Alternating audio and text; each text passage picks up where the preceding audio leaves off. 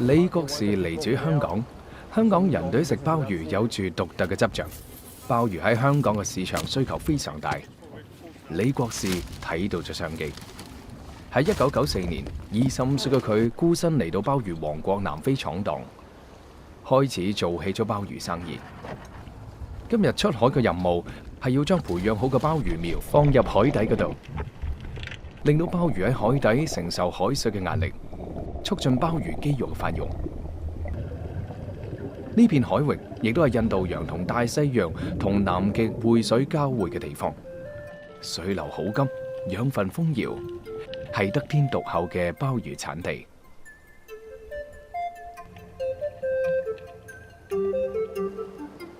根據南非嘅法律，鮑魚一定要生到1斤以上先至可以被撈上嚟售賣，但係呢個過程至少需要10年。如果喺岸上面養殖，係會俾到佢一個好嘅環境，係受保護到。但係唔能夠100%做得到嘅就係，始終喺岸上我哋係模擬佢嘅野生嘅天然環境，但係冇嘢好得過佢真係喺海底裏面生活。而呢樣嘢會對個鮑魚嘅本身嘅品質咧係非常之重要。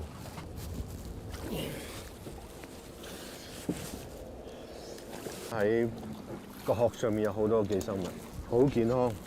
我就係想見到咁健康嘅鮑魚，咁先好食。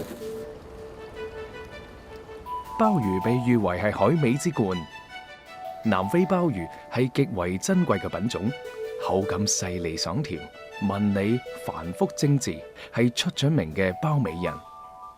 當地人稱佢為珍珠之母，香港人就叫佢做孔雀鮑，因為南非鮑魚嘅背面好似孔雀開屏。鮑魚食咩，好大程度係決定鮑魚嘅品質。李國士喺海岸線採集咗優質嘅海藻，翻去養殖場嗰度培育。我檢查下，呢個都可以，夠壯健啊！呢啲可以啊。Just put everything back to the paddle pond. Good enough. For the feed.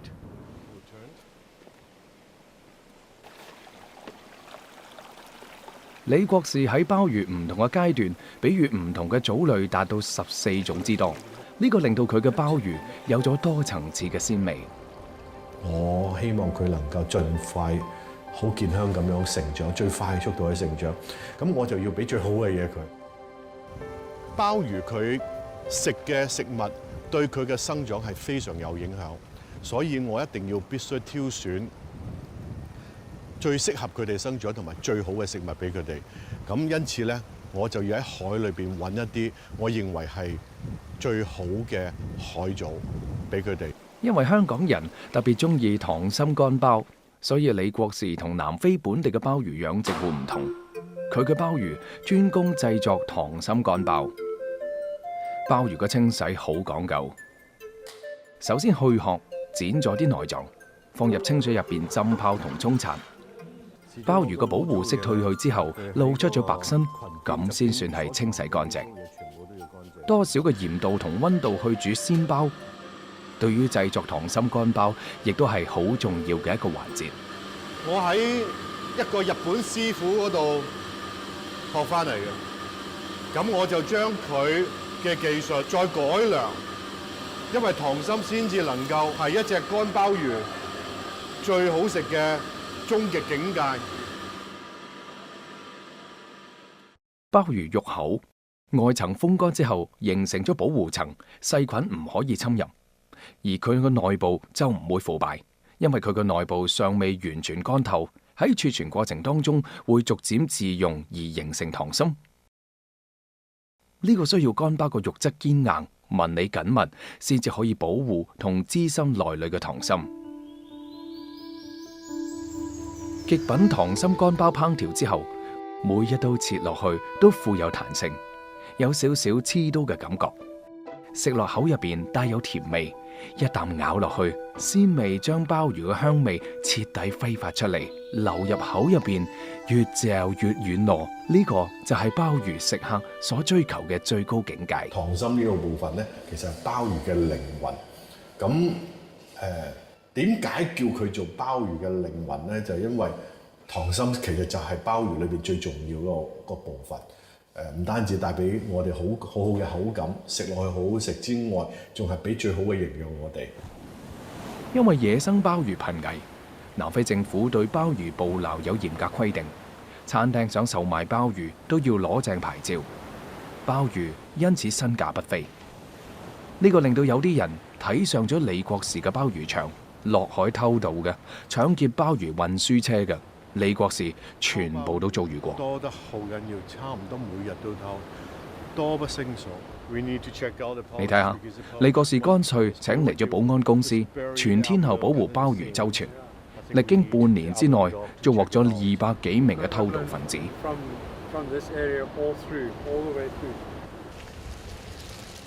今日李國士喺南非嘅搭檔理查邀請佢去屋企嗰度做客。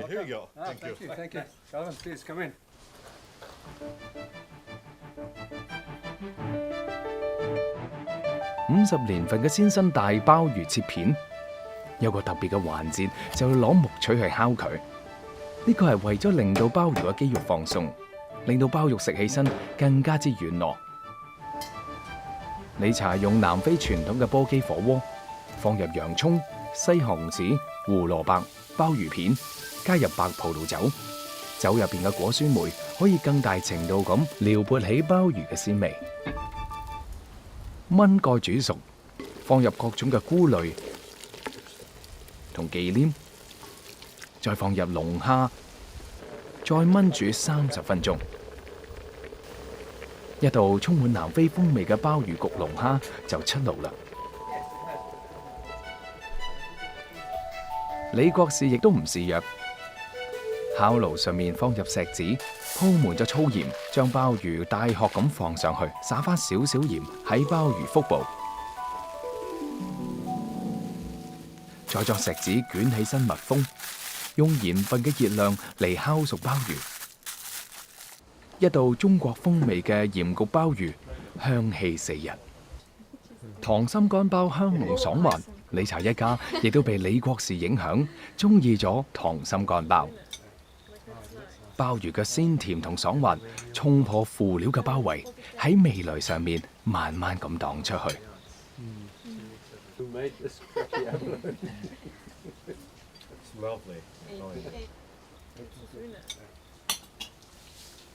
鮑魚龍蝦汁撈飯真係一流。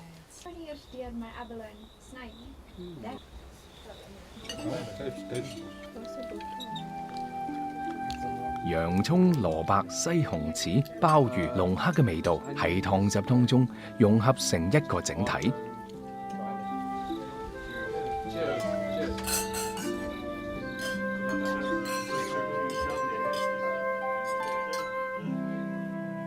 李國士，一個曾經不知天高地厚嘅青年，漂洋過海到異國他鄉。喺佢融合嘅僑味入邊，除咗鄉愁，仲有雄心。對堅毅勤奮嘅中國人嚟講，海外淘金，只要肯做肯諗，就係點金之術。僑居他鄉，成就自我，天長日久，竟把他鄉作故鄉。他鄉嘅味道猶在眼前，故鄉嘅味道源遠流長。